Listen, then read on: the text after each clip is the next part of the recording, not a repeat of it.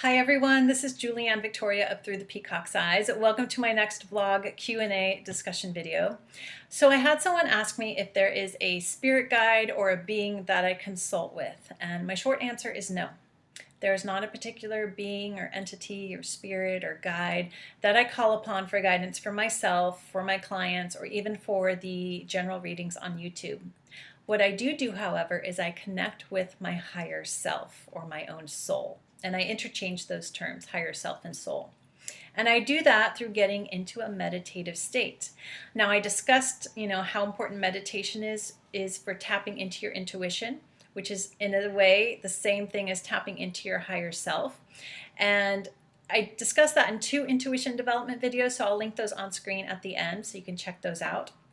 But getting into that state helped us to get out of our ego mind, to step away from the stress, the mundane things of our everyday life, so we can connect with our souls and our higher selves to get the guidance or the information we need.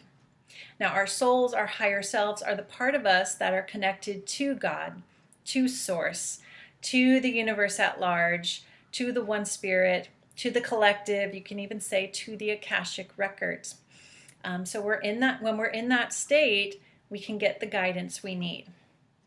Now, this question got me thinking a lot about guides, spirit guides, and then that led to like angels and demons or negative entities. So I want to discuss spirit guides or personal guides a little bit more. In most cases, our guides, our spirit guides, are usually aspects of our own souls. Now, the soul is not confined to a single physical body. It can be in multiple places at once. Now, I first became aware of this when I was a child and I was like astral traveling all the time. I realized I was living multiple existences at the same time. And it's also become apparent, working with clients and tapping into information from their past lives and realizing, oh, this might be a future life. This is just another aspect of the person. So our souls can be in many places, many time frames, many dimensions all at once.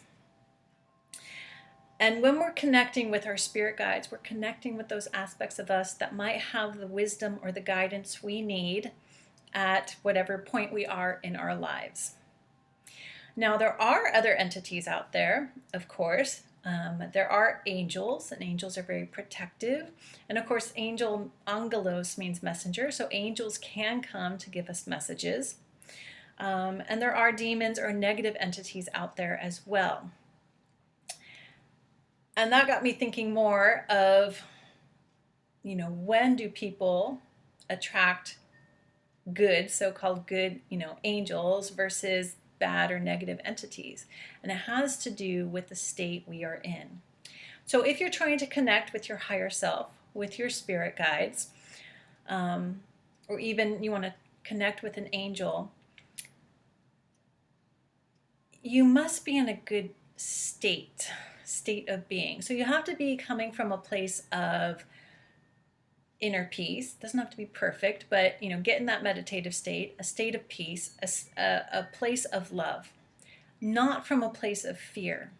So if you're in a state of fear, of high anxiety, of like PTSD, post-traumatic stress disorder, if you've been betrayed, traumatized emotionally, psychologically, physically, you've been in a tragic accident, you're in the midst of healing a chronic illness, and you're in a state of despair, you're struggling, you're excessively worried. When we're in those states, 1, it's hard to get in that meditative state from that. 2, that's when we're very vulnerable to negative energy coming in. And that can be negative energy by attracting people who are just very negative, but it could also be negative entities. See that as opportunistic. So if you're in if you've been, especially betrayed, traumatized, or you're in a deep state of healing, emotionally, psychologically, physically, and you're in a bad mood, and you're not able to get into a meditative state, find a space of peace and love to ask to connect with your higher self for guidance. don't do it at that point in time. Wait till you are feeling better, having a better day, able to get into that zone. Because when we are really vulnerable, negative entities see that as an opportunity, and we may not see that we can block them, because we can. So negative entities can't attack if we don't allow it. But if we're in a state of fear, and this is like usually chronic, not like one day you had a scare and it passes, but in a chronic state of fear, anxiety, trauma, betrayal, serious wounding, we're vulnerable, and we don't see that we can block negative entities and even negative people, the energy vampires. So I do want to stress that it's important to be in that state. And this too is where some sort of meditation practice is important for anyone's spiritual development, intuition development, connecting with your higher self development, connecting with God, connecting with the universe. That is really important. Okay. And I want to tell you guys a story of an experience I had as an example of how you can block negative energy, negative entities, you could say negative attacks. So several years ago, I was in a state of feeling very betrayed by family. I felt like, I was betrayed. Like what was promised was taken away. Things were dumped on me. My feeling was that I was taken advantage of. So I felt betrayed, and betrayed has sort of like a backstabbing energy. I felt betrayed and expected to take on everyone else's responsibilities, and it was not appreciated. So I was really struggling. I was doing my mantras, doing my prayers, and, for the most part, feeling positive throughout the day, but there was always this undercurrent of I was feeling betrayed, and I was, working with that. I knew that was not a good state to be in. And one night, I woke up.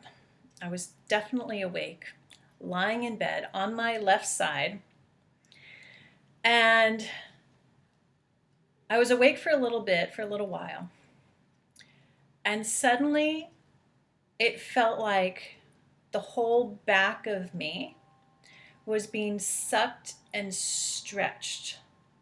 Like if this was my body and this is my back, I felt like it warped out. It's like something from a sci-fi movie.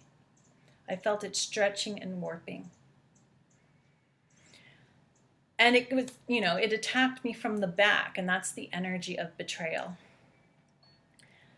And I had the brief thought of, what is this?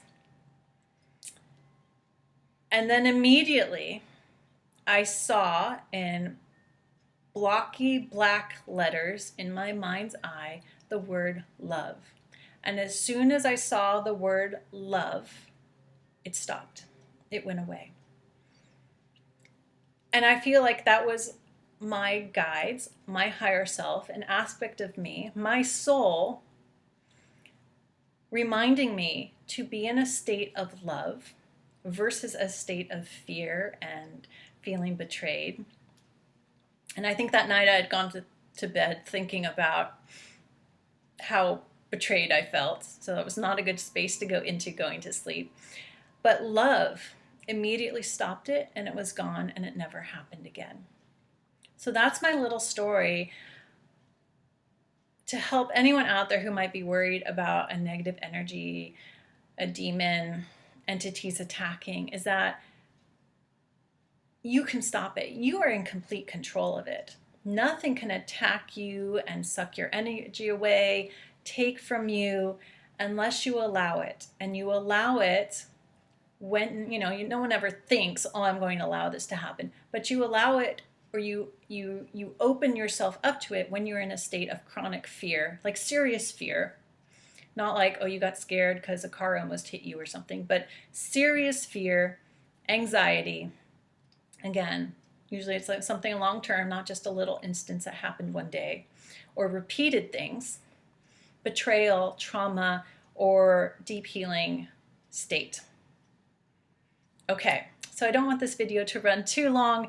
I hope this was helpful. I hope it was interesting, insightful, and I hope that my story of, yeah, you can block negative entities. You are always in control. I hope that helps you feel more empowered if that is something that you are worried about. All right, thank you for stopping by, watching the video, liking, sharing, and subscribing, and I'll see you back here next time.